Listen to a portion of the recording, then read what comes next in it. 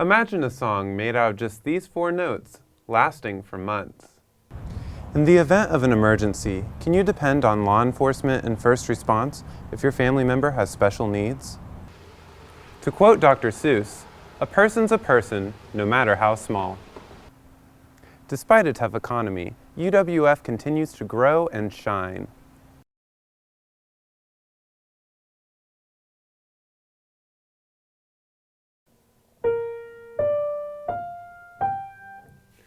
Imagine a song made out of just these 4 notes, lasting for months. I would say I started as a musician. I now refer to myself as a recovering musician. I loved being on tour, but I wanted to do something else. And then one day you wake up and you have 20 solar-powered speakers in your house. This is a Sunbox. Currently there are 20 of them. It's a solar panel on top, a speaker that's designed after a Fender Champ guitar amp, and inside is a PC board that has a sampler on it, some software, and an amplifier. On that sampler is a pre-recorded guitar note that is programmed to play continuously as long as there's enough sun. And today, there's just not enough sun yet. But eventually, the sun decided to entertain the idea. Up and running. Having done Sunboxes now for a few years, I've become very patient. And this was not an intention from the start, but I think it's a great idea. And that is, you don't always get what you want when you want it. And it's nice to be reminded of that in a very aesthetically pleasing way. On top of the weather aspect, because there's no batteries, people also interact with the piece. So if your body or your shadow blocks a cell, you'll turn that box off. So it's very interactive. I don't live here, so people who come see the exhibit are more familiar with this space than I am. So I'm essentially coming to their house, setting up my thing and leaving. And something that consistently happens is people say that Sunboxes has altered their space. It has changed their idea of what their space is or what it could be. And that's pretty cool. Sunboxes was only on campus for 3 days, but if you missed it, don't worry. You can still listen to them online or download the app.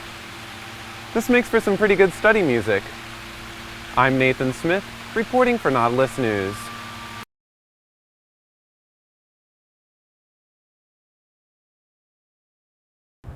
In the event of an emergency, can you depend on law enforcement and first response if your family member has special needs? Autism Pensacola is a nonprofit that is dedicated to improving the lives of those living with autism here in the greater Pensacola area. We serve Escambia and Santa Rosa counties.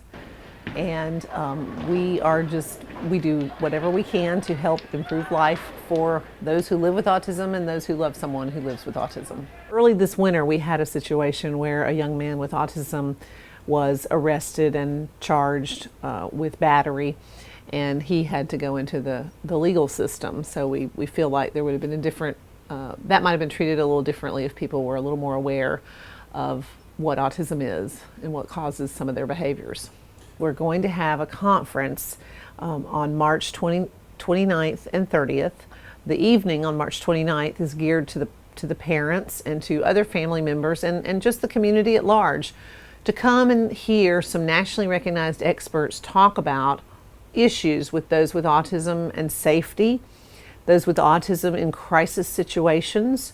We will have 4 people who are part of the Autism Society's Safe and Sound Task Force. On Friday all day, the 30th of March, they'll be training these 4 types of safety professionals about how to be safe with those with autism.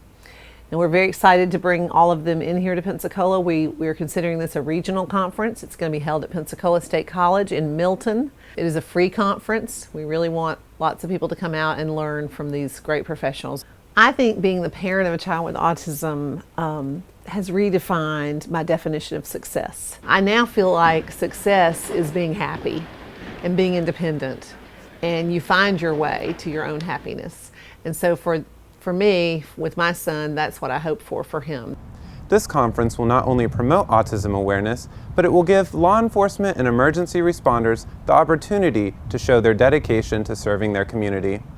For more information, visit the Autism Pensacola website. I'm Nathan Smith, reporting for Nautilus News.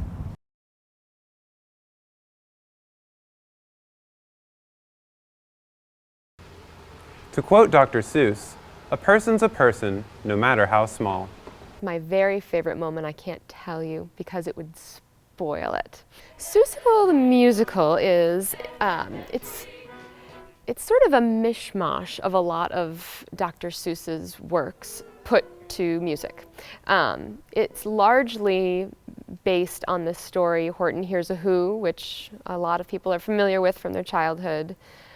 But it does introduce some other elements as well. The message behind all of his books is very real and in a lot of ways very adult.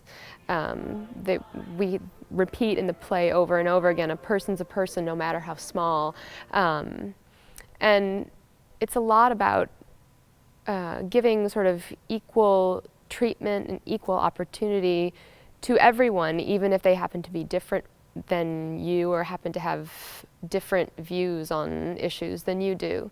I think it has the kind of appeal that Pixar movies have, in that we love going to them as adults. They're fun. They have a humor that adults appreciate, but it's also completely family friendly. We thought, okay, well, maybe this is a bunch of kids exploring in an attic, and they create this world and they create this story and all the characters in it out of things that they find in trunks. Everyday household objects become other things. It is super high energy. I keep telling the actors that they should be completely exhausted by the end of this show. I keep talking to them about engaging the audience and pulling the audience in.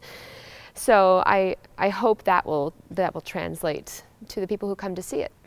Seussical will be running at the UWF Center for Fine and Performing Arts the last weekend in February and then again the first weekend in March. Hurry though, tickets are going fast, so I went ahead and got my own.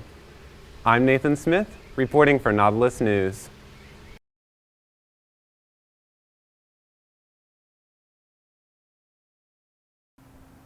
Despite a tough economy, UWF continues to grow and shine.